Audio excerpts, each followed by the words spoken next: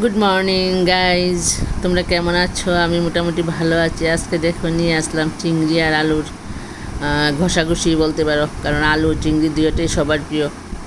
আর এই রান্নাটা আজকে নিয়ে আসলাম, হঠাৎ রান্নাটা করে নিয়েছি আর তোমাদের সঙ্গে শেয়ার করে নিচ্ছি। আর দেখো, প্রথমে আলুটাকে একটু ভেজে নিলাম, একদম সহজ পদ্ধতিতে রান্না। আর তোমার আলুটা তো ভেজেই নিচ্ছি, একটু ভালো করে লাল লাল করে আলুটা ভাজতে হবে, ফলে গিয়ে রান্নাটা ঝোলটা দিলে রান্নাটা ভীষণ ভালো লাগবে খেতে।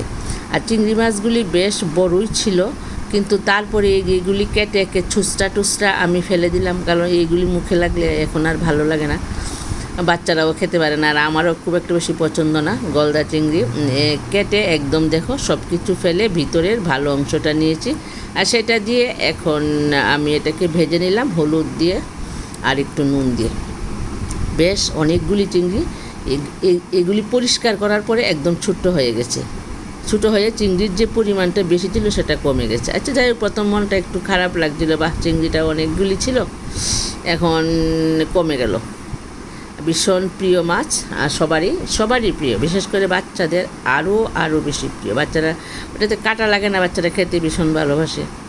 আচ্ছা যাই হোক, এবার দেখো রান্নাটা ভালো করে চিংড়িটাকে কষিয়ে নিচ্ছি, কষাতে একটু লাল লাল হবে, ভাজা ভাজা হবে। দেখো কি সুন্দর করে ভাজাটা হয়ে গেছে। এই ভাজাটাই খুব বেশি ভালো লাগবে, একটু বেশি করে ভাজলে। আর একটু কম ভাজলে টানানি ভাব থাকলে কি হয়, এটা এত একটা বেশি জমে না। চিংড়ি মাছের যে ঝোলটা করা হবে, সেটা আলু আর চিংড়ি দিয়ে একটা ঝোল বানাবো আমি আজকে। তেজপাতা ফোড়ন দিলাম, আর এই যে এটা পেঁয়াজ ঘষে নিচ্ছি কাটারে, ঘষে এখন পেঁয়াজটাকে আগে আমি ভেজে নেব। পেঁয়াজটা ভালো করে ভাজা হলেই ঝোলটার টেস্ট আসবে। পেঁয়াজটাকে একটু ভালো করে একটু লাল লাল করে ভেজে নিচ্ছি। পেঁয়াজের জলটা শুকিয়ে যাবে যখন, তখন আমি অন্য মশলাগুলি দিয়ে দেবো। অন্য মশলাগুলি অন্যরকম মাছ মাংসতে যা দিই তাই, জিরের গুঁড়ো, হলুদের গুঁড়ো, আর এখানে লাল লঙ্কার গুঁড়ো। আর আমি ঝুলের মধ্যে একটু কাঁচা লঙ্কাও বেটে দিই সবসময়। কাঁচা লঙ্কা রান্নাটা কিন্তু দুর্দান্ত হয় খেতে, তাই কাঁচা লঙ্কাটাও বেটে দিই। দিয়ে দেখো খুব ভালো করে এখন মশলাটা কষিয়ে নিলাম। কাঁচা লঙ্কাটা কিন্তু এখনও আমি দিইনি, দেবো ঝুলের মধ্যে দেবো, যখন ঝুলটা দেবো তখন দেবো। ভালো করে কষিয়ে দেখো, এখন একটু জল দিয়ে আবার একটু লুজ করে দিলাম মশলাটাকে। লুজ করে দিলাম মানে মশলাটা যাতে আর একটু ভাজে তো পুরো লেগে যাবে, যাতে পুরা টুরা না লাগে, তার জন্য আমি একটু ভালো করে কষিয়ে নিচ্ছি। এবার বেশ লাল লাল হয়ে ভাজাটা হয়ে গেছে। এখন গ্রেভির জন্য জলটা দিয়ে দেব।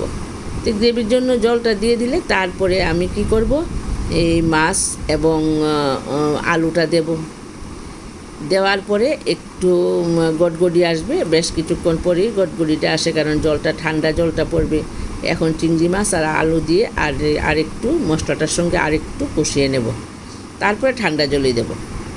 আজকে আমি বেশিরভাগ সময় একটু গরম জল দিই। গরম জল দিলে রান্নাটার একটা ভীষণ কালারটাও সঙ্গে কালারটা খুব সুন্দর আসে, আর দেখতেও খুব ভালো হয়। আর এখন আমি ঠিক গরম জলটা দিচ্ছি না, আজকে আমি ঠান্ডা জলটাই দেব।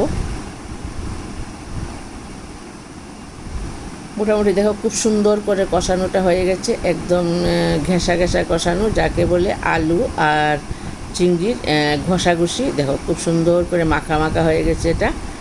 এখন এই কষানোটা দিয়েও তোমরা ইচ্ছা করলে ভাত বা রুটি খেতে পারো। আলুতে এমনিতেই খুব ভালো লাগে, আর চিংড়ির সঙ্গে আলু রুটি খেতে তো খুবই ভালো হবে। আর এখন দিয়ে দিলাম স্বাদ মতো নুন। আমাদের বাঙালিদের বিখ্যাত খাবার রুটি আর ভাত।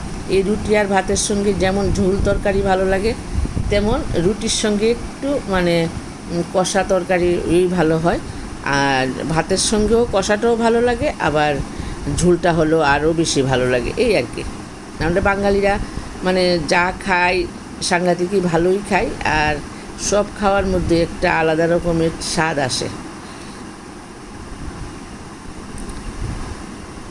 দেখো এখন ঠিক গটগটি এসে পড়েছে, ঝোলটা জলটা দেওয়ার পরে গটগটিটা আসছে। আর এই গটগটি দেখো আমি দেখছি কীরকম হচ্ছে, আর আলুগুলি ঠিক ভাঙ্গে নিয়ে এখনও। আর একটু গোটা গোটাই রয়ে গেল, কারণ আলুটা ভাঙলে তো আবার ঝোলটা নষ্ট হয়ে যাবে, রান্নার যে সৌন্দর্যটা সেটা নষ্ট হয়ে যাবে। আর একটু নেড়ে চেড়ে নিচ্ছি। দেখো মাছগুলি খুব সুন্দর একদম ঝোলের মধ্যে সিদ্ধ হয়ে মাছটি বড় বড় হয়ে গেছে, দেখতেও বেশ সুন্দর লাগছে। বন্ধুরা তোমাদের কাছে কেমন লাগছে রান্নাটা আমার একটা কমেন্ট করো, আর যদি ভালো লেগে থাকে একটা লাইক একটা সাবস্ক্রাইব দিয়ে আমার পাশে থেকো। ধন্যবাদ তোমাদের সবাইকে, আবার দেখা হবে নেক্সট ভিডিওতে। বাই।